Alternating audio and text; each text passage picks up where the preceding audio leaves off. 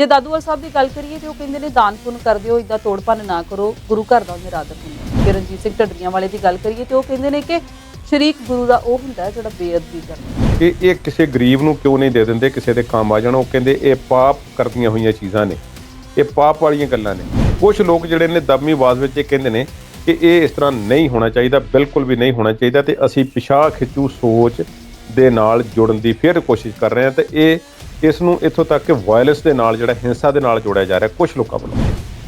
ਜੇ ਕੁਝ ਲੋਕ ਇਸ ਦੇ ਹੱਕ ਵਿੱਚ ਬੋਲ ਰਹੇ ਨੇ, ਉਹ ਕਹਿੰਦੇ ਨੇ ਕਿ ਭਾਈ ਅੰਮ੍ਰਿਤਪਾਲ ਸਿੰਘ ਬਿਲਕੁਲ ਠੀਕ ਕਰ ਰਹੇ ਨੇ, ਤੇ ਜੇ ਉਹ ਕੋਈ ਇਹੋ ਜਿਹਾ ਕੰਮ ਕਰ ਰਹੇ ਨੇ ਤੇ ਉਹਨਾਂ ਨੇ ਜੋ ਗੁਰੂ ਸਾਹਿਬ ਦੇ ਬਰਾਬਰੀ ਕਰਨ ਵਾਲੇ ਜਿਹੜੇ ਲੋਕ ਨੇ ਉਹਨਾਂ ਨੇ ਪਿਛਾਂਹ ਸੁੱਟਿਆ, ਤੇ ਇਹ ਗੱਲ ਠੀਕ ਹੈ।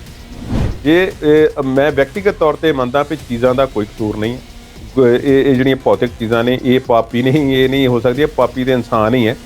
ਅੰਮ੍ਰਿਤਪਾਲ ਸਿੰਘ ਕਹਿੰਦੇ ਨੇ ਕਿ ਇਹ ਗਲਤ ਮਨਸ਼ਾ ਨਾਲ ਬਣਾਈਆਂ ਗਈਆਂ ਤੇ ਗਲਤ ਤਰੀਕੇ ਨਾਲ ਬਣਾਈਆਂ ਗਈਆਂ ਜਿਹੜੀਆਂ ਚੀਜ਼ਾਂ ਨੇ, ਇਹਨਾਂ ਨੂੰ ਰਹਿਣ ਦਾ ਕੋਈ ਹੱਕ ਨਹੀਂ ਹੈ। ਬਿਹਤਰ ਇਹੀ ਹੈ ਕਿ ਸ਼੍ਰੀ ਅਕਾਲ ਤਖਤ ਸਾਹਿਬ ਤੋਂ ਸ਼੍ਰੋਮਣੀ ਗੁਰਦੁਆਰਾ ਪ੍ਰਬੰਧਕ ਕਮੇਟੀ ਉੱਥੇ ਸਿਆਣੇ ਸਿਰ ਜੁੜ ਕੇ ਬੈਠਣ, ਇਸ ਬਾਰੇ ਸਾਫ਼ ਤੇ ਸਪਸ਼ਟ ਜਿਹੜਾ ਹੈ ਇੱਕ ਫਰੈਸ਼ ਤਾਜ਼ਾ ਹੁਕਮਨਾਮਾ ਜਾਰੀ ਕੀਤਾ ਜਾਵੇ। ਪੁਰਾਣੇ ਹੁਕਮਨਾਮੇ ਵੀ ਜਾਰੀ ਹੋਏ ਨੇ ਪਰ ਸਾਡੇ ਚੇਤੇ ਵਿਸਰ ਜਾਂਦੇ ਨੇ, ਪਰ ਅਸੀਂ ਉਹਨਾਂ ਨੂੰ ਛੱਡ ਕੇ ਕਿ ਤਾਜ਼ਾ ਇੱਕ ਹੁਕਮਨਾਮਾ ਜਾਰੀ ਕਰੀਏ ਤੇ ਉਹ ਜਿਹੜਾ ਹੈ ਉਹ ਬਹੁਤ ਬਿਹਤਰ ਹੋਵੇਗਾ। ਮਾਡਲ ਟਾਊਨ ਦੇ ਵਿੱਚ ਇਸ ਘਟਨਾ ਤੋਂ ਬਾਅਦ, ਜਲੰਧਰ ਦੀ ਇਸ ਘਟਨਾ ਤੋਂ ਬਾਅਦ ਦੱਸਿਆ ਜਾਂਦਾ ਕਿ ਪੁਲਿਸ ਸਟੇਸ਼ਨ ਦੇ ਵਿੱਚ ਵੀ ਕੇਸ ਦਰਜ ਹੋਇਆ। ਉਹ ਕਿਸ ਤੇ ਹੋਇਆ, ਕਿਵੇਂ ਹੋਇਆ, ਉਹ ਕੌਣ ਉਸ ਦੇ ਵਿੱਚ ਨਾਮਜ਼ਦ ਹੋਵੇਗਾ, ਇਸ ਬਾਰੇ ਕੁਝ ਪਤਾ ਨਹੀਂ ਹੈ। ਪਹਿਲਾਂ 1 ਕੁਰਸੀਆਂ 2 3 4 5, ਹੁਣ ਕਹਿੰਦੇ ਇੱਥੇ 10 10 20 20 30 30 ਕੁਰਸੀਆਂ ਪਈਆਂ ਨੇ। ਕੀ ਇੰਨੀਆਂ ਦੀ ਲੋੜ ਹੈ? ਤੇ ਜੇ ਗੱਲ ਕਰੀਏ ਬਾਦਲਾਂ ਦੀ ਤੇ ਉਹਨਾਂ ਨਾਲ ਵੀ ਘੱਟ ਨਹੀਂ ਕਰਨ ਦੇ। ਚੰਡੀਗੜ੍ਹ ਦੇ ਵਿੱਚ ਉਹਨਾਂ ਦੀਆਂ ਬੱਸਾਂ ਦਾ ਦਾਖਲਾ ਬੰਦ ਕਰਤਾ, ਫਿਰ ਚੱਲਣੀਆਂ ਕਿਹੜੀਆਂ ਨੇ? ਤੇ ਇੱਕ ਪਰਿਵਾਰ ਜਿਸ ਨੇ ਟਰਾਂਸਪੋਰਟ ਦੇ ਮਾਮਲੇ ਵਿੱਚ ਬਹੁਤ ਜ਼ਿਆਦਾ ਤਰੱਕੀ ਕੀਤੀ, ਰਾਜ ਕੀਤਾ, ਉਹ ਹੈ ਬਾਦਲ ਪਰਿਵਾਰ। ਏਅਰ ਸਸਪੈਂਸ਼ਨ ਵਾਲੀਆਂ ਜਾਂ ਦੂਸਰੀਆਂ ਵਾਲਵੋ ਜਾਂ ਹੋਰ ਜਿਹੜੀਆਂ ਬੱਸਾਂ ਨੇ ਵੱਡੀਆਂ, ਜੋ ਜਿਨ੍ਹਾਂ ਦਾ ਇੰਡੀਆ ਦੇ ਵਿੱਚ ਕੋਈ ਜ਼ਿਆਦਾ ਨਹੀਂ, ਕੋਈ 10 12 ਸਾਲ ਤੋਂ ਜਿਹੜਾ ਉਹ ਆਉਣਾ ਸ਼ੁਰੂ ਹੋਇਆ। ਪਹਿਲਾਂ ਨਹੀਂ ਸੀ ਹੁੰਦੀਆਂ ਇਸ ਤਰ੍ਹਾਂ ਦੀਆਂ ਬੱਸਾਂ, ਤੇ ਬਾਹਰਲੇ ਦੇਸ਼ਾਂ ਵਿੱਚ ਹੁੰਦੀਆਂ ਸੀ, ਫਿਰ ਆਈਆਂ। ਉਹ ਆਉਣੀਆਂ ਸ਼ੁਰੂ ਹੋਈਆਂ ਤੇ ਲੋਕਾਂ ਨੂੰ ਇੱਕ ਲਗਜ਼ਰੀ ਟਰੈਵਲ ਦਾ ਨਾਮ ਦੇ ਕੇ ਜਿਹੜਾ ਸੀ ਉਸ ਵਿੱਚ ਸਫ਼ਰ ਕਰਵਾਇਆ ਗਿਆ। ਤੇ ਏਅਰ ਕੰਡੀਸ਼ਨ ਵਾਲਵੋ ਦੂਸਰੀਆਂ ਜਿਹੜੀਆਂ ਮਰਸੀਡੀਜ਼ ਵਗੈਰਾ ਜਿਹੜੀਆਂ ਬੱਸਾਂ ਨੇ, ਉਹਨਾਂ ਦਾ ਹੁਣ ਪ੍ਰਾਈਵੇਟ ਦਾ ਦਾਖਲਾ ਚੰਡੀਗੜ੍ਹ ਵਿੱਚ ਬੰਦ ਹੋਵੇਗਾ ਤੇ ਸਟੇਟ ਟਰਾਂਸਪੋਰਟ ਦੀਆਂ ਬੱਸਾਂ ਹੀ ਜਾਣਗੀਆਂ। ਸੁੰਦਰ ਸ਼ਾਮ ਅਰੋੜਾ, ਜਿਨ੍ਹਾਂ ਦੇ ਬਾਰੇ ਬਹੁਤ ਸਾਰੀਆਂ ਗੱਲਾਂ ਨਿਕਲ ਕੇ ਆਈਆਂ ਕਿ ਬੜੇ ਛੋਟੇ ਜਿਹੇ ਪਰਿਵਾਰ ਦੇ ਵਿੱਚੋਂ, ਬੜੇ ਆਮ ਜਿਹੇ ਪਰਿਵਾਰ ਦੇ ਵਿੱਚ ਉੱਠ ਕੇ ਉਹਨਾਂ ਨੇ ਬੜੀ ਤਰੱਕੀ ਕੀਤੀ ਤੇ ਬਿਜ਼ਨਸ ਉਹਨਾਂ ਨੇ ਬਹੁਤ ਵੱਡੇ ਪੱਧਰ ਤੇ ਵਧਾਇਆ ਹੁਸ਼ਿਆਰਪੁਰ ਦੇ ਵਿੱਚ। ਕਿ ਵੱਡੇ ਵੱਡੇ ਛਾਪਿਆਂ ਤੋਂ ਬਚਣ ਲਈ ਫਿਰ ਭਾਜਪਾ ਵਿੱਚ ਸ਼ਾਮਲ ਹੋ ਜਾਂਦੇ ਨੇ ਸਾਡੇ ਆਗੂ। ਹੋਰ ਵੀ ਕਈ ਹੋਏ ਨੇ ਪੰਜਾਬ ਵਿੱਚੋਂ, ਖਾਸ ਤੌਰ ਤੇ ਕਾਂਗਰਸ ਨੂੰ ਵੱਡਾ ਖੋਰਾ ਲੱਗਾ। ਸੁੰਦਰ ਸ਼ਾਮ ਅਰੋੜਾ ਉਹਨਾਂ ਵਿੱਚੋਂ ਇੱਕ। AIG ਮਨਮੋਹਨ ਕੁਮਾਰ ਦੇ ਦੱਸਣ ਮੁਤਾਬਕ ਸੁੰਦਰ ਸ਼ਾਮ ਅਰੋੜਾ ਉਹਨਾਂ ਨੂੰ ਕਹਿੰਦੇ ਕਿ ਫਲਾਣੇ ਕੇਸ ਦੇ ਵਿੱਚ ਮੇਰੀ ਜਾਨ ਬਚਾਓ ਤੇ 1 ਕਰੋੜ ਰੁਪਈਆ ਤੁਹਾਨੂੰ ਦਿੱਤਾ ਜਾਵੇ।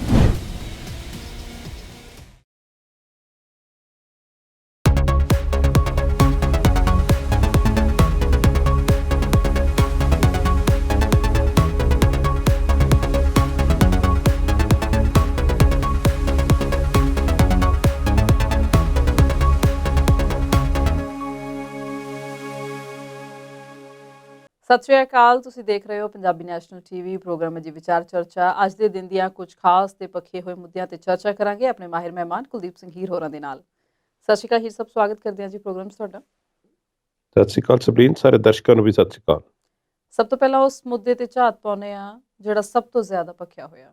ਜੇ ਅੰਮ੍ਰਿਤਪਾਲ ਸਿੰਘ ਹੋਰਾਂ ਦੀ ਗੱਲ ਕਰੀਏ ਤੇ ਉਹ ਗੁਰੂ ਘਰਾਂ ਦੇ ਵਿੱਚ ਜਿਹੜੇ ਬੈਂਚ ਲੱਗੇ ਹੋਏ ਨੇ, ਜਿੱਥੇ ਬਜ਼ੁਰਗ ਬੈਠਦੇ ਨੇ, ਜਿਨ੍ਹਾਂ ਦੇ ਗੋਡੇ ਗਿੱਟੇ ਦੁਖਦੇ ਨੇ, ਉਹ ਬੈਂਚਾਂ ਨੂੰ ਚੁਕਵਾ ਕੇ ਬਾਹਰ ਸੁੱਟਵਾ ਰਹੇ ਨੇ, ਈਵਨ ਕਿ ਅੱਗ ਹੀ ਲਗਵਾ ਰਹੇ ਨੇ।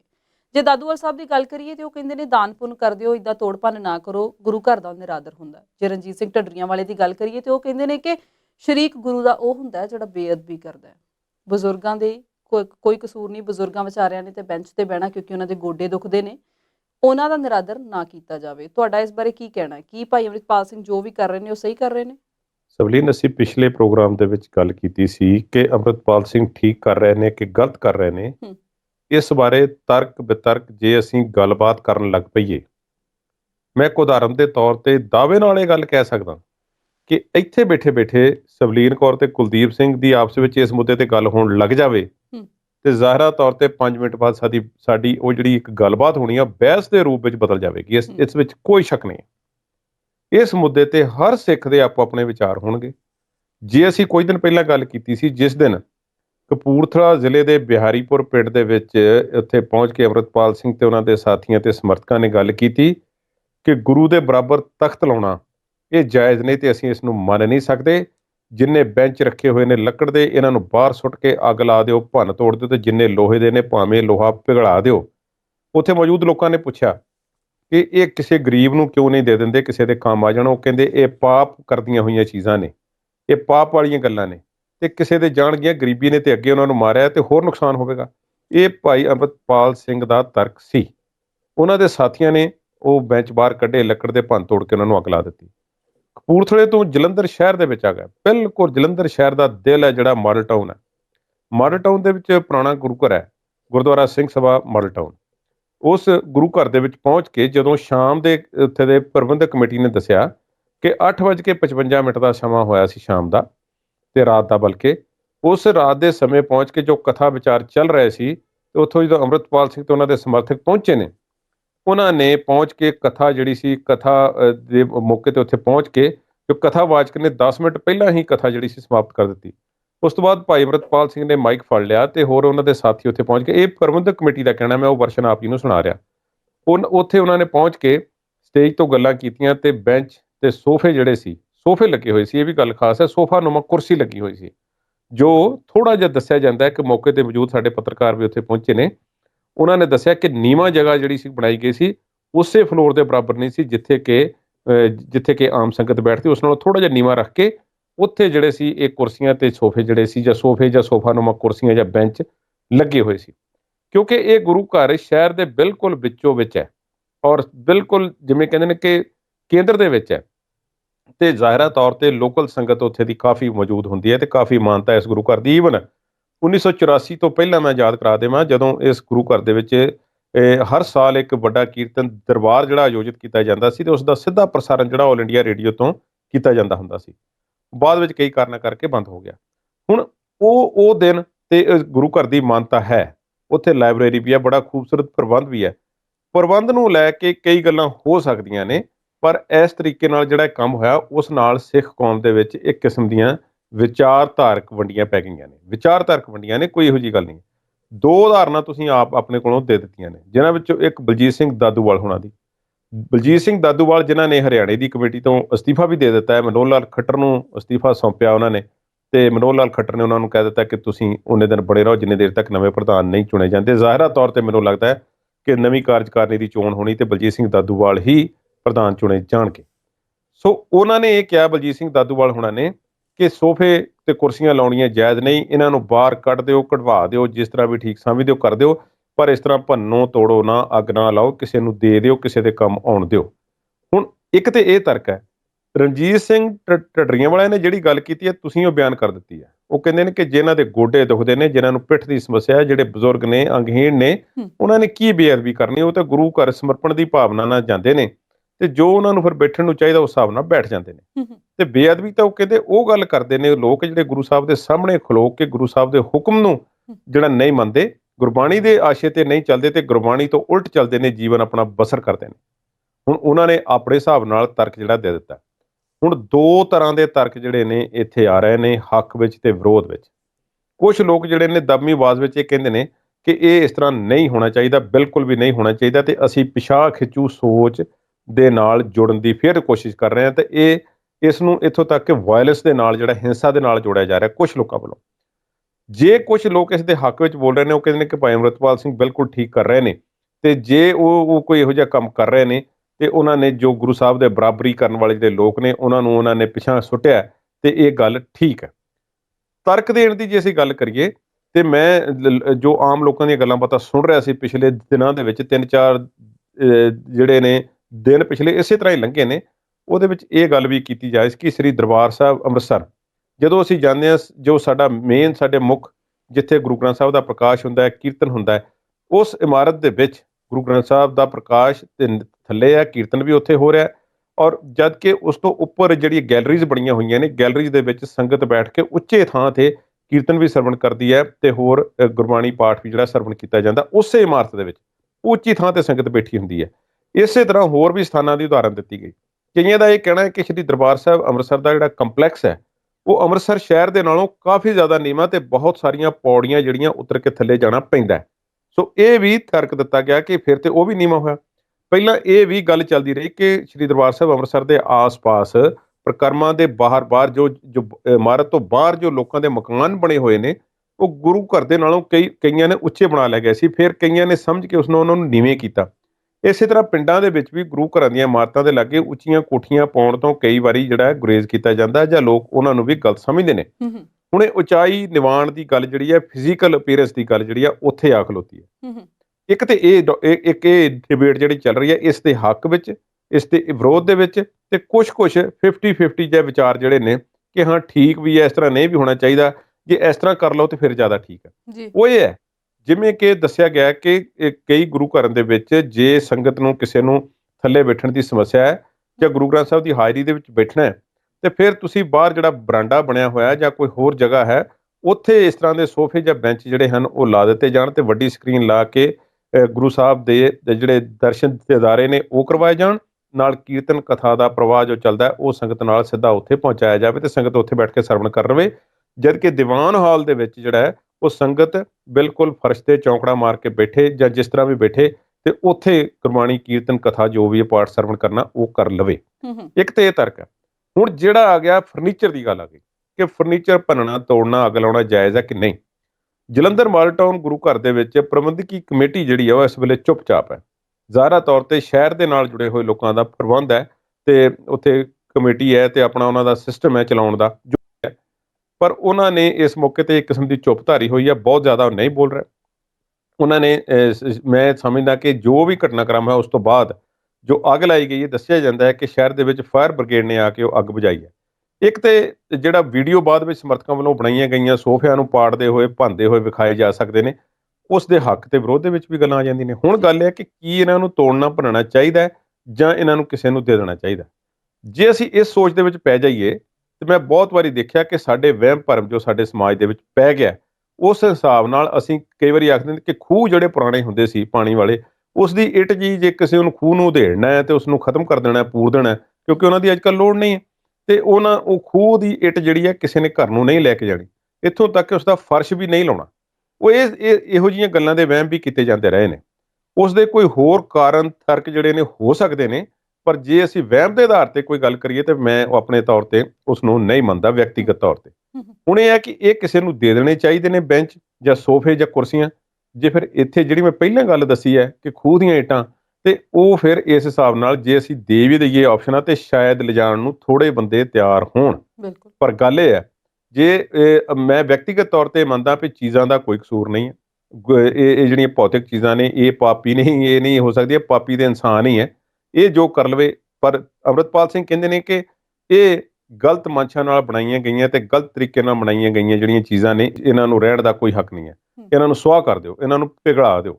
ਮੈਂ ਵਿਅਕਤੀਗਤ ਤੌਰ ਤੇ ਉਸ ਨਾਲ ਸਹਿਮਤ ਨਹੀਂ ਹਾਂ, ਪਰ ਹੁਣ ਗੱਲ ਹੈ ਕਿ ਇਸ ਜਿਵੇਂ ਹੁਣ ਮੈਂ ਤੁਹਾਡੇ ਨਾਲ ਇਸ 5-7 ਮਿੰਟ ਦੇ ਵਿੱਚ ਗੱਲ ਸਾਂਝੀ ਕੀਤੀ ਹੈ, ਇਸ ਰੌਲੇ ਘਚੋਲੇ ਦਾ ਫਿਰ ਹੱਲ ਕੀ ਹੈ? ਹਰ ਸਬਲੀਨ ਉਹ ਹੀ ਹੈ ਜਿਹੜਾ ਅਸੀਂ ਕੁਝ ਦਿਨ ਪਹਿਲਾਂ ਦਰਸ਼ਕਾਂ ਦੇ ਸਾਹਮਣੇ ਜਿਹੜਾ ਸੀ ਉਹ ਸਾਂਝਾ ਕੀਤਾ ਸੀ। ਜੀ ਉਹ ਇਹ ਹੈ ਕਿ ਬਲਜੀਤ ਸਿੰਘ ਦਾਦੂਵਾਲ ਬਿਆਨ ਦੇਣ, ਸਿਮਰਨਜੀਤ ਸਿੰਘ ਮਾਨ ਦੇਣ, ਰਣਜੀਤ ਸਿੰਘ ਢਿੱਡਰੀਆਂ ਵਾਲੇ ਦੇਣ, ਜਾਂ ਕੋਈ ਹੋਰ ਸਾਡੇ ਵਰਗਾ ਉੱਠ ਕੇ ਇਸ ਤੇ ਬਿਆਨ ਦੇਵੇ ਤੇ ਆਪਣੇ ਵਿਚਾਰ ਦੇਵੇ, ਇਸ ਤਰ੍ਹਾਂ ਨਹੀਂ, ਇਸ ਤਰ੍ਹਾਂ ਹੋਣਾ ਚਾਹੀਦਾ, ਕੋਈ ਕਿਤੇੋਂ ਬੈਠ ਕੇ ਇਸ ਤੇ ਵਿਚਾਰ ਦੇ ਦੇਵੇ। ਬਿਹਤਰ ਇਹੀ ਹੈ ਕਿ ਸ਼੍ਰੀ ਅਕਾਲ ਤਖਤ ਸਾਹਿਬ ਤੋਂ ਸ਼੍ਰੋਮਣੀ ਗੁਰਦੁਆਰਾ ਪ੍ਰਬੰਧਕ ਕਮੇਟੀ ਉੱਥੇ ਸਿਆਣੇ ਸਿਰ ਜੁੜ ਕੇ ਬੈਠਣ, ਇਸ ਬਾਰੇ ਸਾਫ਼ ਤੇ ਸਪਸ਼ਟ ਜਿਹੜਾ ਹੈ ਇੱਕ ਫਰੈਸ਼ ਤਾਜ਼ਾ ਹੁਕਮਨਾਮਾ ਜਾਰੀ ਕੀਤਾ ਜਾਵੇ। ਪੁਰਾਣੇ ਹੁਕਮਨਾਮੇ ਵੀ ਜਾਰੀ ਹੋਏ ਨੇ ਪਰ ਸਾਡੇ ਚੇਤੇ ਵਿਸਰ ਜਾਂਦੇ ਨੇ, ਪਰ ਅਸੀਂ ਉਹਨਾਂ ਨੂੰ ਛੱਡ ਕੇ ਜੇ ਤਾਜ਼ਾ ਇੱਕ ਹੁਕਮਨਾਮਾ ਜਾਰੀ ਕਰੀਏ ਤੇ ਉਹ ਜਿਹੜਾ ਹੈ ਉਹ ਬਹੁਤ ਬਿਹਤਰ ਹੋਵੇਗਾ। ਉਸ ਦੇ ਨਾਲ ਕੀ ਹੋਵੇਗਾ, ਇੱਕ ਤੇ ਅੰਮ੍ਰਿਤਪਾਲ ਸਿੰਘ ਹੋਰਾਂ ਨੇ ਜੇ ਗੱਲ ਛੇੜੀ ਹੈ ਤੇ ਬੇਸ਼ੱਕ ਉਹਨਾਂ ਨੂੰ ਵੀ ਬੁਲਾ ਲਿਆ ਜਾਵੇ, ਉਹਨਾਂ ਦੀ ਵੀ ਸਲਾਹ ਲੈ ਲਈ ਜਾਵੇ, ਤਰਕ ਨਾਲ ਜਿਹੜੀ ਗੱਲ ਕੀਤੀ ਜਾਣੀ ਆ ਉੱਥੇ ਬੈਠ ਕੇ ਤੇ ਸੰਗਤ ਦੇ ਮੂਹਰੇ ਫਿਰ ਇੱਕ ਸੋਲਿਡ ਫੈਸਲਾ ਰੱਖਿਆ ਜਾਣਾ ਹੈ। ਕੁਝ ਗੱਲਾਂ ਦੀ ਤਕਨੀਕੀ ਤੌਰ ਤੇ ਵੀ ਉਹਨਾਂ ਨੂੰ ਸਾਨੂੰ ਸੋਚਣਾ ਪਏਗਾ ਕਿ ਜੇ ਬਾਹਰ ਅਸੀਂ ਬੈਂਚ ਲਾਉਣੇ ਨੇ, ਕੁਰਸੀਆਂ ਲਾਉਣੀਆਂ ਨੇ, ਤੇ ਉਹ ਕਿਸ ਹਿਸਾਬ ਨਾਲ ਕਿੱਥੇ ਹੋਣਗੀਆਂ। ਜੇ ਸਕਰੀਨ ਤੇ ਹੀ ਉੱਥੇ ਬੈਠ ਕੇ ਫਿਰ ਇਹ ਵੀ ਗੱਲਾਂ ਉੱਠਣਗੀਆਂ ਕਿ ਜੇ ਸਕਰੀਨ ਤੇ ਬੈਠ ਕੇ ਉੱਥੇ ਸ਼ਬਦ ਕੀਰਤਨ ਸਰਵਣ ਕਰਨਾ ਤੇ ਫਿਰ ਤੇ ਘਰ ਬੈਠੇ ਤੁਸੀਂ ਜਿੱਥੇ ਮਰਜ਼ੀ ਕਰ ਲਓ, ਫੋਨ ਤੇ ਕਰ ਲਓ, ਤੇ ਫਿਰ ਤੁਸੀਂ ਹਾਜ਼ਰੀ ਤੇ ਭਰਨ ਤੁਸੀਂ ਗੁਰੂ ਸਾਹਿਬ ਦੀ ਆਏ ਹੋ। ਫਿਰ ਇਹੋ ਜਿਹੇ ਜਿਹੜੇ ਵਿਅਕਤੀ ਨੇ ਉਹਨਾਂ ਵਾਸਤੇ ਕੀ ਪ੍ਰਬੰਧ ਹੋਣਾ ਚਾਹੀਦਾ, ਉਹਨਾਂ ਦੀ ਜਿਹੜੀ ਸ਼ਰਧਾ ਭਾਵਨਾ ਹੈ ਉਸ ਨੂੰ ਠੇਸ ਨਾ ਪਹੁੰਚੇ, ਉਹਨਾਂ ਵਾਸਤੇ ਸਾਡੇ ਕੋਲ ਕੀ ਸਿਸਟਮ ਹੈ। ਸੋ ਇਹਨਾਂ ਸਾਰੀਆਂ ਗੱਲਾਂ ਨੂੰ ਧਿਆਨ ਹਿੱਤ ਰੱਖਦੇ ਹੋਏ ਸ੍ਰੀ ਅਕਾਲ ਤਖਤ ਸਾਹਿਬ ਗਿਆਨੀ ਹਰਪ੍ਰੀਤ ਸਿੰਘ, ਸ਼੍ਰੋਮਣੀ ਗੁਰਦੁਆਰਾ ਪ੍ਰਬੰਧਕ ਕਮੇਟੀ ਸਰਦਾਰ ਹਰਜਿੰਦਰ ਸਿੰਘ ਧਾਮੀ, ਹੋਰ ਅਹੁਦੇਦਾਰ, ਸਿੱਖ ਬੁੱਧੀਜੀਵੀ ਤੇ ਆਮ ਸੰਗਤ ਦੇ ਕੁਝ ਵਿਚਾਰ ਲੈ ਕੇ ਜਲਦੀ ਇਸ ਤੇ ਕੁਝ ਨਾ ਕੁਝ ਕੀਤਾ ਜਾਵੇ। ਨਹੀਂ ਤੇ ਭੰਨ ਤੋੜ ਅੱਗ ਲਾਉਣੀ ਜਿਹੜੀ ਹੈ, ਇਸ ਨਾਲ ਕੋਈ ਅਣਸਕਾਮੀ ਘਟਨਾ ਵੀ ਵਾਪਰ ਸਕਦੀ ਹੈ। ਮਾਡਲ ਟਾਊਨ ਦੇ ਵਿੱਚ ਇਸ ਘਟਨਾ ਤੋਂ ਬਾਅਦ, ਜਲੰਧਰ ਦੀ ਇਸ ਘਟਨਾ ਤੋਂ ਬਾਅਦ ਦੱਸਿਆ ਜਾਂਦਾ ਹੈ ਕਿ ਪੁਲਿਸ ਸਟੇਸ਼ਨ ਦੇ ਵਿੱਚ ਵੀ ਕੇਸ ਦਰਜ ਹੋਇਆ। ਉਹ ਕਿਸ ਤੇ ਹੋਇਆ, ਕਿਵੇਂ ਹੋਇਆ, ਉਹ ਕੌਣ ਉਸ ਦੇ ਵਿੱਚ ਨਾਮਜ਼ਦ ਹੋਵੇਗਾ, ਇਸ ਬਾਰੇ ਕੁਝ ਪਤਾ ਨਹੀਂ ਹੈ। ਪ੍ਰਸ਼ਾਸਨ ਨੂੰ ਵੀ ਇਸ ਮਾਮਲੇ ਦੇ ਵਿੱਚ ਸਤਰਕ ਰਹਿਣਾ ਪਏਗਾ ਕਿ ਕਿਤੇ ਕੋਈ ਅਣਸੁਖਾਵੀ ਘਟਨਾ ਨਾ ਵਾਪਰੇ। ਸਿੱਖ ਮਾਮਲੇ 'ਚ ਦਖਲਅੰਦਾਜ਼ੀ ਭਾਵੇਂ ਉਹ ਸਿੱਧੇ ਤੌਰ ਤੇ ਸਰਕਾਰ ਨਹੀਂ ਕਰ ਸਕਦੀ, ਪਰ ਉਹਨਾਂ ਨੂੰ ਚੌਕਸ ਜਿਹੜਾ ਉਹ ਰਹਿਣਾ ਪਏਗਾ। ਇਸ ਤਰ੍ਹਾਂ ਗੁਰੂ ਘਰ ਦੀਆਂ ਜਿਹੜੀਆਂ ਕਮੇਟੀਆਂ ਨੇ, ਉਹਨਾਂ ਨੂੰ ਜੇ ਇਸ ਤਰ੍ਹਾਂ ਕਿਤੇ ਜ਼ਿਆਦਾ ਬੈਂਚ ਕੁਰਸੀਆਂ ਰੱਖੇ ਹੋਏ ਨੇ, ਉਹਨਾਂ ਨੂੰ ਜਿਹੜਾ ਆਪਣੇ ਹਿਸਾਬ ਨਾਲ ਥੋੜ੍ਹਾ ਜਿਹਾ ਐਡਜਸਟ ਕਰਨ ਤੇ ਫਿਰ ਜਿਹੜੀ ਹੈ ਕੋਈ ਆਪਸੀ ਮਿਲ ਬੈਠ ਕੇ ਜਿਹੜੀ ਗੱਲ ਕੀਤੀ ਜਾਣੀ ਹੈ, ਉਹਦੇ ਵੱਲ ਧਿਆਨ ਦਿੱਤਾ ਜਾਵੇ। ਇੱਕ ਹੋਰ ਗੱਲ ਹੈ, ਅੰਮ੍ਰਿਤਪਾਲ ਸਿੰਘ ਹੋਣਾ ਦਾ ਇਹ ਕਹਿਣਾ ਹੈ ਕਿ ਚਰਚ ਜਿਹੜੇ ਗਿਰਜਾ ਘਰਾਂ ਦੀ ਤਰਜ਼ ਤੇ ਜਿਵੇਂ ਉੱਥੇ ਕੁਰਸੀਆਂ ਤੇ ਬੈਂਚ ਲੱਗੇ ਹੁੰਦੇ ਨੇ, ਉਸੇ ਤਰ੍ਹਾਂ ਪਹਿਲਾਂ ਇੱਕ ਕੁਰਸੀਆਂ 2 3 4 5, ਹੁਣ ਕਹਿੰਦੇ ਇੱਥੇ 10 10 20 20 30 30 ਕੁਰਸੀਆਂ ਪਈਆਂ ਨੇ। ਕੀ ਇੰਨੀਆਂ ਦੀ ਲੋੜ ਹੈ? ਇਹ ਸਾਰਾ ਕੁਝ ਜਿਹੜਾ ਹੈ ਇਹ ਧਿਆਨ ਗੋਚਰੇ ਲਿਆ ਕੇ ਇਸ ਤੇ ਵਿਚਾਰ ਕਰਕੇ ਫੇਰ ਹੀ ਗੱਲ ਅੱਗੇ ਤੋਰੀ ਜਾਵੇ। ਜੇ ਅਸੀਂ ਇਸ ਤਰ੍ਹਾਂ ਇਸ ਨੂੰ ਰਹਿਣ ਦਿੱਤਾ ਕਿ ਜੋ ਹੁੰਦਾ ਹੋਈ ਜਾਵੇ, ਇਸ ਮਾਮਲੇ ਤੇ ਗਿਆਨੀ ਹਰਪ੍ਰੀਤ ਸਿੰਘ ਤੇ ਹਰਜਿੰਦਰ ਸਿੰਘ ਧਾਮੀ ਹੋਰਾਂ ਦੇ ਅਜੇ ਤੱਕ ਕੋਈ ਬਿਆਨ ਨਹੀਂ ਹੈ, ਜੋ ਕਿ ਬਹੁਤੀ ਚੰਗੀ ਗੱਲ ਨਹੀਂ ਹੈ। ਇੱਕ ਤੇ ਉਹ ਆਪਣੀ ਗੱਲ ਦੇ ਵਿੱਚ ਉਲਝੇ ਪਏ ਨੇ, ਔਰ ਉਹ ਵੀ ਆਪਣੇ ਆਪ ਦੇ ਵਿੱਚ ਇੱਕ ਬਹੁਤ ਮੰਦਭਾਗੀ ਗੱਲ ਹੈ ਕਿ ਤਖ਼ਤ ਸ੍ਰੀ ਪਟਨਾ ਸਾਹਿਬ ਤੇ ਸ੍ਰੀ ਅਕਾਲ ਤਖ਼ਤ ਸਾਹਿਬ ਦੀ ਆਪਸ ਵਿੱਚ ਜਿਹੜੀ ਗੱਲਬਾਤ ਇੱਕ ਹੋਈ ਹੈ, ਉਸ ਮਾਮਲੇ ਦੇ ਵਿੱਚ ਉਹ ਕੋਈ ਚੰਗਾ ਕੰਮ ਨਹੀਂ ਪੈਦਾ ਹੋ ਰਿਹਾ। ਉਹ ਉਸ ਨਾਲ ਜ਼ਾਤੀ ਤੌਰ ਤੇ ਮੈਂ ਕਹਾਂ, ਇੱਕ ਸਿੱਖ ਹੋਣ ਦੇ ਨਾਤੇ ਦਿਲ ਨੂੰ ਠੇਸ ਪਹੁੰਚੀ ਹੈ ਕਿ ਸਾਡੇ ਤਖ਼ਤ ਸਾਹਿਬਾਨ ਦੇ ਜਥੇਦਾਰ ਸਾਬਕਾ ਜਾਂ ਮੌਜੂਦਾ ਇੱਕ ਦੂਸਰੇ ਦੇ ਖਿਲਾਫ ਇਸ ਤਰ੍ਹਾਂ ਦੀ ਭੱਦੀ ਬਿਆਨਬਾਜ਼ੀ ਕਰਨ। ਖਾਸ ਤੌਰ ਤੇ ਪਟਨਾ ਸਾਹਿਬ ਦੇ ਸਾਬਕਾ ਜਥੇਦਾਰ ਸਾਹਿਬ ਵੱਲੋਂ ਜਿਸ ਤਰ੍ਹਾਂ ਦੀ ਬਿਆਨਬਾਜ਼ੀ ਆਈ ਤੇ ਗਿਆਨੀ ਹਰਪ੍ਰੀਤ ਸਿੰਘ ਦਾ ਪੁਤਲਾ ਸਾੜਨ ਦੀਆਂ ਜਿਹੜੀਆਂ ਗੱਲਾਂ ਹੋਈਆਂ ਨੇ ਤੇ ਹੋਰ ਇਸ ਤਰ੍ਹਾਂ ਦੀਆਂ ਭੱਦੀਆਂ ਜਿਹੀਆਂ ਹਰਕਤਾਂ ਹੋਈਆਂ ਨੇ, ਮੈਂ ਵਿਅਕਤੀਗਤ ਤੌਰ ਤੇ ਉਸ ਤੋਂ ਬਹੁਤ ਦੁਖੀ ਹਾਂ। ਸਵਲੀਨ, ਮੈਂ ਇੱਥੇ ਤੁਹਾਨੂੰ ਦੱਸਣਾ ਚਾਹੁੰਦਾ ਕਿ ਗਿਆਨੀ ਹਰਪ੍ਰੀਤ ਸਿੰਘ ਜਾਂ ਸਿੱਖ ਸੰਸਥਾਵਾਂ ਦੇ ਹੋਰਨਾਂ ਮੁਖੀਆਂ ਆਗੂਆਂ ਦੇ ਨਾਲ ਸਾਡੇ, ਮੈਂ ਆਪਣੇ ਗੱਲ ਕਰਾਂ, ਵਿਚਾਰਕ ਮਤਭੇਦ 100 ਹੋ ਸਕਦੇ ਨੇ, ਹੁੰਦੇ ਰਹਿਣਗੇ, ਹੋਣੇ ਵੀ ਚਾਹੀਦੇ ਨੇ, ਮੈਂ ਇਹਨੂੰ ਇਸ ਤਰ੍ਹਾਂ ਵੇਖਣਾ। ਪਰ ਇਸ ਤਰ੍ਹਾਂ ਜੋ ਇੱਕ ਦੂਸਰੇ ਦੇ ਖਿਲਾਫ ਭੰਡੀ ਪ੍ਰਚਾਰ ਪਬਲਿਕ ਮੀਡੀਆ ਦੇ ਵਿੱਚ ਆ ਕੇ ਜਿਸ ਤਰ੍ਹਾਂ ਦੇ ਲਫ਼ਜ਼ ਜਿਸ ਤਰ੍ਹਾਂ ਦੇ ਵਰਤੇ ਗਏ ਨੇ ਤੇ ਪਰਿਵਾਰਕ ਤੌਰ ਤੇ ਚਿੱਕੜ ਉਛਾਲਿਆ ਗਿਆ, ਮੈਂ ਉਸ ਨੂੰ ਡਿਸਕਸ ਕਰਨ ਤੋਂ ਵੀ ਗੁਰੇਜ਼ ਕਰ ਰਿਹਾ। ਸੋ ਮਾੜੀ ਗੱਲ ਹੈ ਕਿ ਅਸੀਂ ਬਹੁਤ ਵੱਡੇ ਵੱਡੇ ਮੁੱਦਿਆਂ ਨੂੰ ਜਿਹੜਾ ਹੈ ਅਸੀਂ ਕਈ ਵਾਰੀ ਵਿਚਾਰਦੇ ਵੀ ਨਹੀਂ, ਜਿਵੇਂ ਜਿਹੜੀ ਮੈਂ ਪਹਿਲਾਂ ਗੱਲ ਕੀਤੀ ਹੈ, ਤੇ ਕਈਆਂ ਖਾਮ-ਖਾਹ ਦੇ ਮੁੱਦਿਆਂ ਨੂੰ ਅਸੀਂ ਚਿੱਕੜ ਉਛਾਲਣ ਲੱਗੇ ਅਸੀਂ ਵੇਖਦੇ ਵੀ ਨਹੀਂ। ਸੋ ਇਸ ਵੇਲੇ ਜਿਹੜੀ ਲੋੜ ਹੈ, ਅੰਮ੍ਰਿਤਪਾਲ ਸਿੰਘ, ਸਾਡੀਆਂ ਸਿੱਖ ਸੰਸਥਾਵਾਂ, ਖਾਸ ਤੌਰ ਤੇ ਸ਼੍ਰੋਮਣੀ ਗੁਰਦੁਆਰਾ ਪ੍ਰਬੰਧਕ ਕਮੇਟੀ, ਕਿਉਂਕਿ ਸ਼੍ਰੋਮਣੀ ਗੁਰਦੁਆਰਾ ਪ੍ਰਬੰਧਕ ਕਮੇਟੀ, ਤੁਸੀਂ ਨਾਮ ਦੇਖੋ ਨਾ, ਗੁਰਦੁਆਰਿਆਂ ਦਾ ਪ੍ਰਬੰਧ ਚਲਾਉਣ ਵਾਲੀ ਸੰਸਥਾ, ਉਹਨਾਂ ਵੱਲੋਂ ਕੋਈ ਦਿਸ਼ਾ ਨਿਰਦੇਸ਼ ਗਿਆਨੀ ਹਰਪ੍ਰੀਤ ਸਿੰਘ ਦੇ ਆਦੇਸ਼ ਇਹ ਜਾਰੀ ਹੋਣ, ਫੇਰ ਕੋਈ ਜਿਹੜਾ ਹੈ ਕੋਈ ਇਸ ਦੇ ਵਿੱਚੋਂ ਕੋਈ ਸੋਲਿਡ ਗੱਲ ਨਿਕਲ ਕੇ ਆਵੇ, ਉਹ ਜ਼ਿਆਦਾ ਬਿਹਤਰ ਹੋਵੇਗੀ। ਸਾਡੇ ਨੌਜਵਾਨ ਜਿਹੜੇ ਅੰਮ੍ਰਿਤਪਾਲ ਸਿੰਘ ਨਾਲ ਜੁੜੇ ਹੋਏ ਨੇ, ਉਹ ਭਾਵਨਾਵਾਂ ਦੇ ਵਿੱਚ ਬਹਿਣ ਕੇ ਕਿ ਜਵਾਨ ਖੂਨ ਹੈ, ਕੋਈ ਇਹੋ ਜਿਹਾ ਕੰਮ ਹੋ ਜਾਵੇ, ਕਿਸੇ ਦਾ ਹੋਰ ਨੁਕਸਾਨ ਹੋਵੇ, ਉਹ ਚੰਗੀ ਗੱਲ ਨਹੀਂ ਹੈ, ਉਸ ਤੋਂ ਬਚਣਾ ਚਾਹੀਦਾ। ਕੁਲਦੀਪ ਜੀ, ਪੰਜਾਬ ਸਰਕਾਰ ਇੱਕ ਪਾਸੇ ਤੇ ਕਾਂਗਰਸੀਆਂ ਦੇ ਦੁਆਲੇ ਹੋਈ ਹੈ, ਤੇ ਜੇ ਗੱਲ ਕਰੀਏ ਬਾਦਲਾਂ ਦੀ, ਤੇ ਉਹਨਾਂ ਨਾਲ ਵੀ ਘੱਟ ਨਹੀਂ ਕਰਨ ਡਈ। ਚੰਡੀਗੜ੍ਹ ਦੇ ਵਿੱਚ ਉਹਨਾਂ ਦੀਆਂ ਬੱਸਾਂ ਦਾ ਦਾਖਲਾ ਬੰਦ ਕਰਤਾ, ਫਿਰ ਚੱਲਣੀਆਂ ਕਿਹੜੀਆਂ ਨੇ?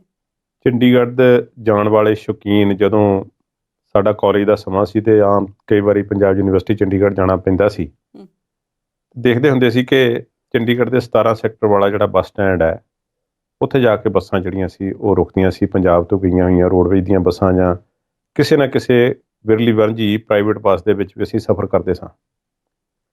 ਫਿਰ ਚੰਡੀਗੜ੍ਹ ਦੀਆਂ ਆਪਣੀਆਂ ਜ਼ਰੂਰਤਾਂ ਵਧੀਆਂ, ਸ਼ਹਿਰ ਐਕਸਪੈਂਡ ਹੋਇਆ। 43 ਸੈਕਟਰ ਦੇ ਵਿੱਚ ਨਵਾਂ ਬੱਸ ਸਟੈਂਡ ਜਿਹੜਾ ਸੀ, ਉਹ ਆਊਟ ਆਫ ਚੰਡੀਗੜ੍ਹ ਸਟੇਟ ਦੀਆਂ ਜਿਹੜੀਆਂ ਬੱਸਾਂ ਸੀ, ਯੂਟੀ ਤੋਂ ਬਾਹਰਲੀਆਂ ਜਿਹੜੀਆਂ ਬੱਸਾਂ ਸੀ, ਉਹਨਾਂ ਵਾਸਤੇ 43 ਵਾਲਾ ਬੱਸ ਸਟੈਂਡ ਪੱਕਾ ਕਰ ਦਿੱਤਾ ਗਿਆ, ਚਾਹੇ ਪੰਜਾਬ ਦੀਆਂ ਹੋਣ ਚਾਹੇ ਹਰਿਆਣੇ ਦੀਆਂ ਹੋਣ। ਫਿਰ ਉੱਥੇ ਇਜਾਰੇਦਾਰੀ ਕਾਇਮ ਹੋਈ, ਜੋ ਪੰਜਾਬ ਦੇ ਵਿੱਚ ਇਸ ਚੀਜ਼ ਨੂੰ ਸਮਝਿਆ ਗਿਆ ਨਾ। ਪਹਿਲਾਂ ਕੁਝ ਸਮਾਂ ਸੀ ਕਿ ਜਦੋਂ ਕੋਈ ਰਿਸ਼ਤਾ ਕਰਨਾ ਹੋਵੇ ਤੇ ਕਹਿੰਦੇ ਸੀ ਟਰਾਂਸਪੋਰਟਰ ਹੈ, ਵੀ ਟਰਾਂਸਪੋਰਟ ਦਾ ਕੰਮ ਹੈ ਮੁੰਡੇ ਵਾਲਿਆਂ ਦਾ, ਤੇ ਟਰਾਂਸਪੋਰਟ ਦੇ ਕੰਮ ਨੂੰ ਬੜਾ ਵੱਡਾ ਮੰਨਿਆ ਜਾਂਦਾ ਸੀ। ਬਹੁਤ ਵੱਡੇ ਵੱਡੇ ਟਰਾਂਸਪੋਰਟਰਾਂ ਦੇ ਨਾਮ ਵੀ ਬੜਾ ਕਮਾਇਆ, ਔਰ ਇੱਥੋਂ ਤੱਕ ਕਿ ਪੰਜਾਬ ਦੇ ਬਾਹਰ, ਖਾਸ ਤੌਰ ਤੇ ਕਲਕੱਤਾ ਵਿੱਚ ਤੇ ਬੰਬੇ ਦੇ ਵਿੱਚ, ਇੱਥੋਂ ਤੱਕ ਕਿ ਫਿਲਮਾਂ ਦੇ ਵਿੱਚ, ਜਿਹੜੇ ਹਿੰਦੀ ਫਿਲਮਾਂ ਦੇ ਵਿੱਚ ਜੋ ਟਰਾਂਸਪੋਰਟ ਦੇ ਵੱਡੇ ਵੱਡੇ ਕਾਰੋਬਾਰੀ ਸੀ, ਉਹਨਾਂ ਦੇ ਟਰੱਕ ਜਦੋਂ ਪ੍ਰਦਰਸ਼ਿਤ ਕੀਤੇ ਜਾਂਦੇ ਸੀ ਤੇ ਨਾਮ ਉਹਨਾਂ ਦਾ ਉੱਤੇ ਲਿਖਿਆ ਹੁੰਦਾ ਸੀ। ਖੈਰ, ਪੰਜਾਬ ਵਿੱਚ ਆਉਂਦੇ ਆ, ਪੰਜਾਬ ਦੇ ਵਿੱਚ ਹੋਰ ਜਦੋਂ ਬਿਜ਼ਨਸ ਐਕਸਪੈਂਡ ਹੋਣ ਲੱਗੇ ਤੇ ਫਿਰ ਟਰਾਂਸਪੋਰਟ ਨੂੰ ਕੋਈ ਬਹੁਤ ਜ਼ਿਆਦਾ ਅਹਿਮ ਨਹੀਂ ਸਮਝਿਆ ਗਿਆ। ਪੰਜਾਬ ਦੇ ਵਿੱਚ ਖੜਕੂਬਾਦ ਦਾ ਦੌਰ ਵੀ ਸੀ, ਹੋਰ ਸਾਰਾ ਸਮੇਂ ਵੇਖੇ ਨੇ।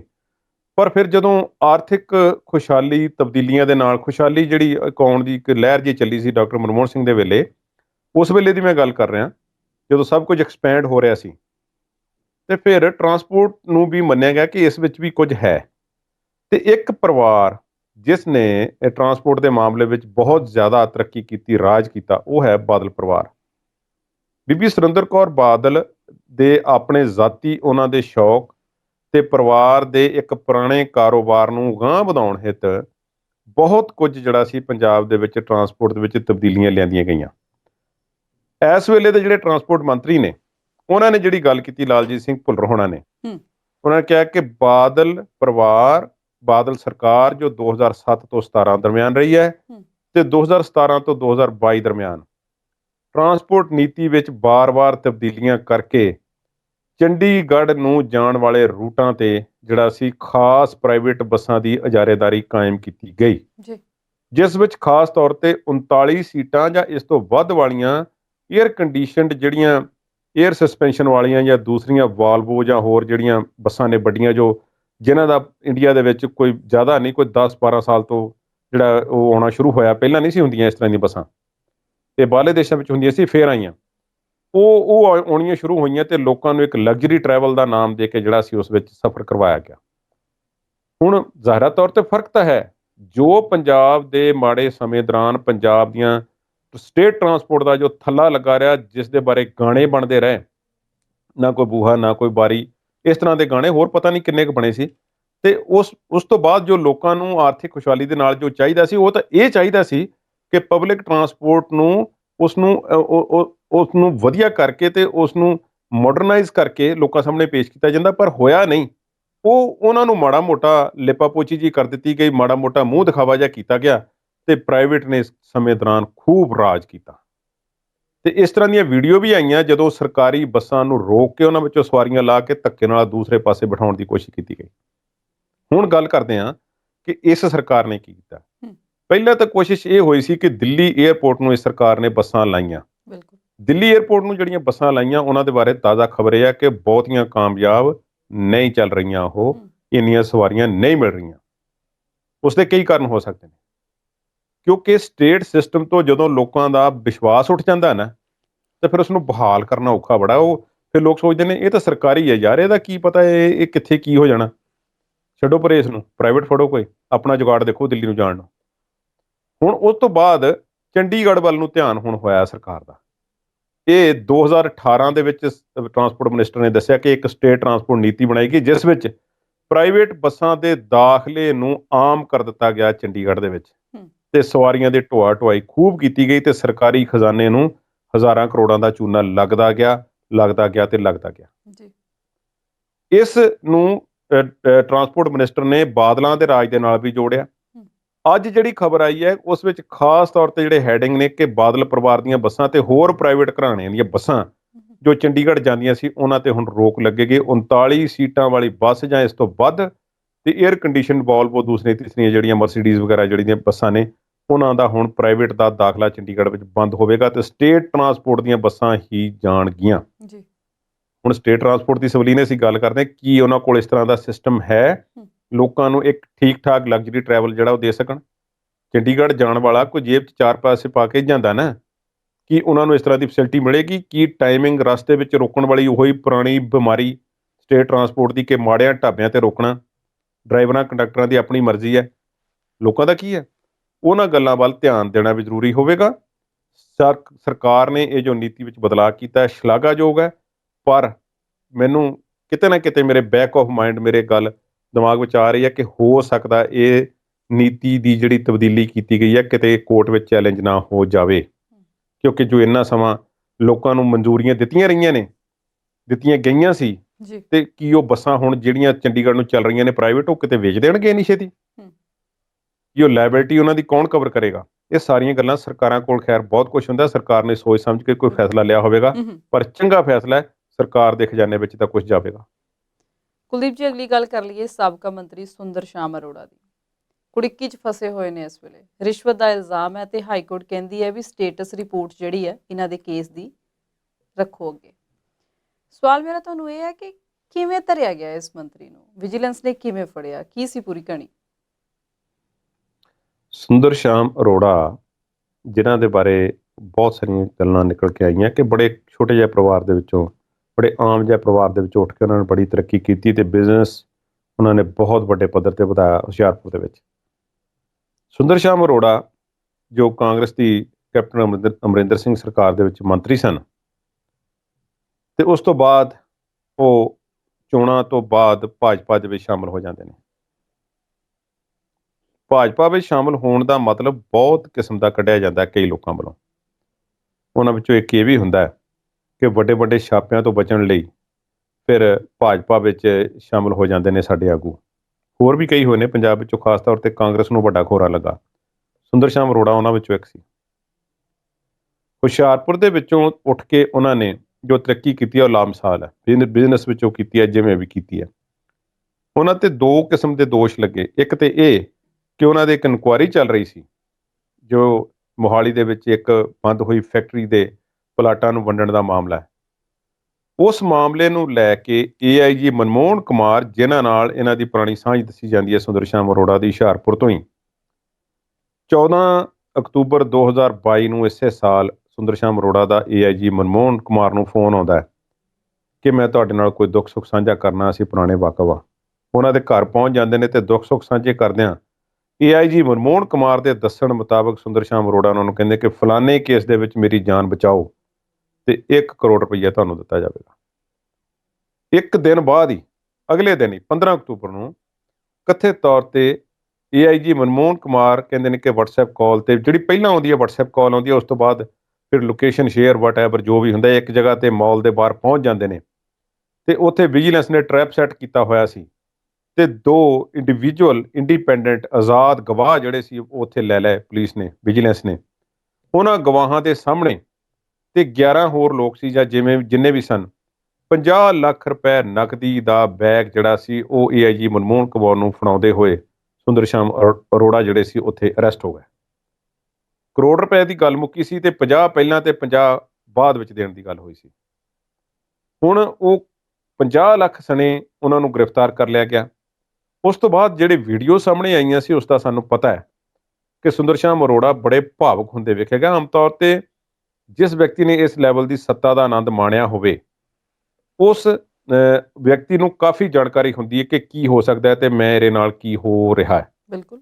ਉਹ ਜਦੋਂ ਭਾਵੁਕ ਹੋਏ ਤੇ ਜ਼ਾਹਿਰਾ ਤੌਰ ਤੇ ਗੱਲ ਸਾਹਮਣੇ ਸਮਝ ਆ ਰਹੀ ਸੀ ਕਿ ਹੁਣ ਉਹ ਜ਼ਿਆਦਾ ਵੱਡੀ ਕੜਿੱਕੀ ਵਿੱਚ ਫਸ ਗਏ ਨੇ। ਭਾਰਤੀ ਜਨਤਾ ਪਾਰਟੀ ਜੇ ਆਗੂ ਜਾਂ ਹੋਰ ਲੋਕ ਉਹਨਾਂ ਦੀ ਪਿੱਠ ਤੇ ਨਹੀਂ ਆਏ ਇਸ ਮਾਮਲੇ ਦੇ ਵਿੱਚ, ਕਿਸੇ ਨੇ ਕੋਈ ਗੱਲ ਨਹੀਂ ਕੀਤੀ, ਇੱਥੋਂ ਤੱਕ ਕਿ ਕਾਂਗਰਸ ਵਾਲਿਆਂ ਨੇ ਤੇ ਆਉਣਾ ਕੀ ਸੀ, ਫਿਰ ਉਹਨਾਂ ਨੂੰ ਤਾਂ ਪਹਿਲੇ ਛੱਡ ਚੁੱਕੇ ਸੀ। ਬਿਲਕੁਲ। ਸੋ ਸਾਰੀ ਚਾਲ ਜਿਹੜੀ ਸੀ ਸੁੰਦਰ ਸ਼ਾਮ ਅਰੋੜਾ ਦੀ, ਉਹ ਜਿਹੜੀ ਸੀ ਉਹ ਪੁੱਠੀ ਪੈ ਗਈ।